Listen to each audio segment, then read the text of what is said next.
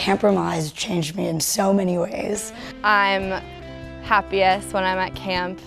I'm working hardest when I'm at camp, and I'm like most proud of myself when I'm at camp. This has become a central place for our family in our conversation, in our regular at-home Shabbat observance. And really everything we do, Ramah is our central theme running throughout. It's like this camp has really become my second home. You have this feeling when you enter camp that you're really entering this holy space, and this space where great friendships are made, great things are happening every second of every day.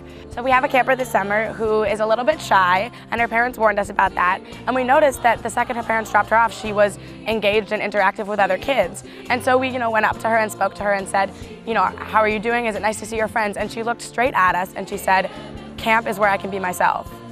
One of my new campers, it's her first summer here, and she came up to me yesterday and said to me, I've been here for 2 days and I feel like I've been here for 2 weeks. I feel like this is my home and I've been here forever. My kids get through the school year so they can be here. It's one of the greatest Jewish experiences you will ever have in your life. I still marvel at the ability that I had here at camp, the opportunity to interact with and learn from the example of some of the giants of conservative Judaism. So Rabbi David Golinkin, who's now the chief rabbi of the Masorti movement in Israel, was a counselor in my Edah. And at taking the Chug radio, I was able to interview on Kol Ramah Rabbi Jules Harlow, whose name appears in virtually every Siddur I've ever held. And Rabbi Bert Vysotsky who's an eminent JTS scholar, was the Rosh Chinuch.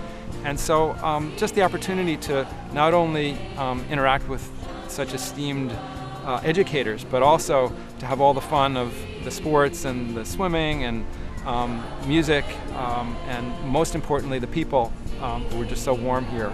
It really was the decision a very easy decision about where we wanted to send our kids.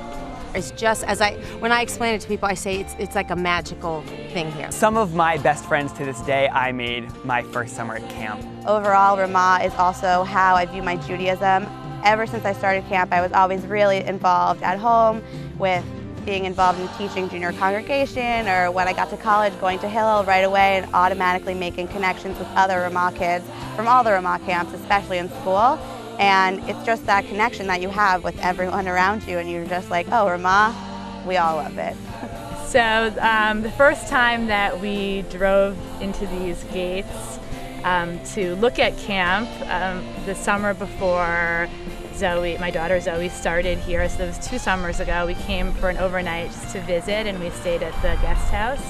And I'm not usually an emotional person. I started crying the second I walked through, drove through the gates, because it was like, almost like a homecoming. I mean, this really is so much this place is so much a part of my identity. Whenever people ask me, what do you like doing in your free time? I always say, I just love camp. And at college, in high school, I just always talk about my camp friends. I love camp. Especially when I started working on staff, I was obsessed with Tikva. I love the Tikva program, and to me, the most special part about camp is being able to be part of that program. I love that the campers I work with who have special needs get to have the same experiences that I had as a camper.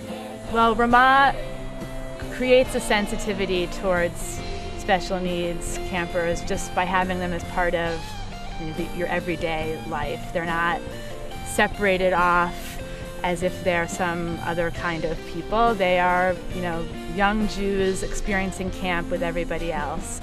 And because, growing up with a special needs sibling, I often felt like in other aspects of the world, people like my brother were separated off, and at camp they were not. And so that's clearly for me one of the reasons why Ramah is so special.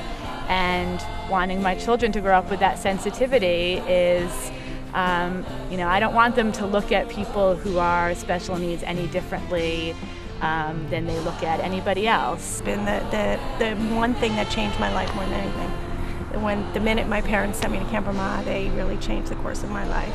Well, there was no question about where I was going to send my kids. After I came here, there's no question about which camp my kids were going to go to. They were going to go to Camp Ramah, and they were going to go to Camp Ramah Palmer.